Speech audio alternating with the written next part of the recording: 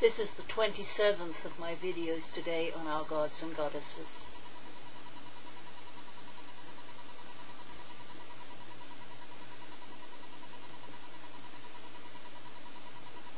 The Anglo-Saxon heathens worshipped a goddess named Ôstara. I used to think that the best way to pronounce her name was Eostre, but I've changed my mind.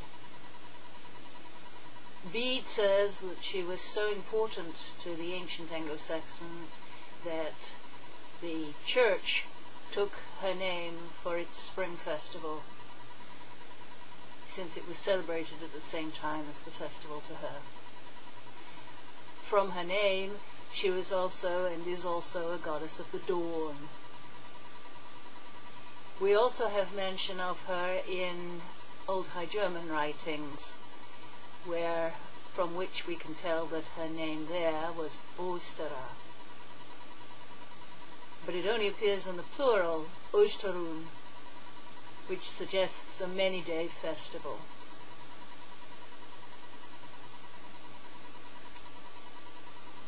Völundr, Wéland in Anglo-Saxon, is celebrated by some modern heathens as a god. He is said in one poem to have been an elf. That would make him our second known elf god, together with Idun.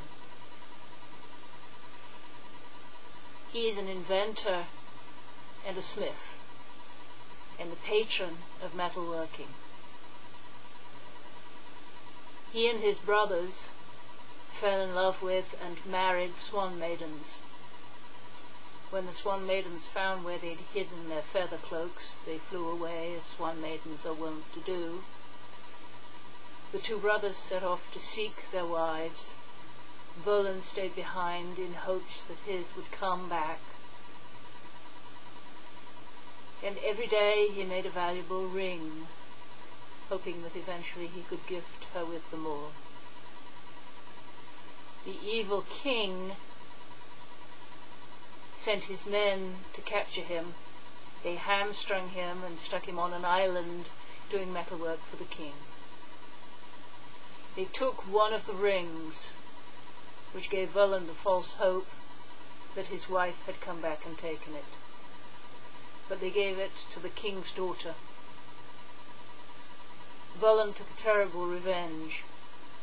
He killed the king's two sons by dropping the lid of a heavy chest on their necks, killing them. Then he made beautiful jeweled goblets out of their skulls and tricked the king and his wife into drinking out of them. When the daughter came to have the ring repaired, he drugged her and had sex with her. Then he exacted from the king a promise that he would not take revenge against his wife, told him how he had taken his revenge, indicating the already pregnant daughter, and flew away on wings that he had manufactured.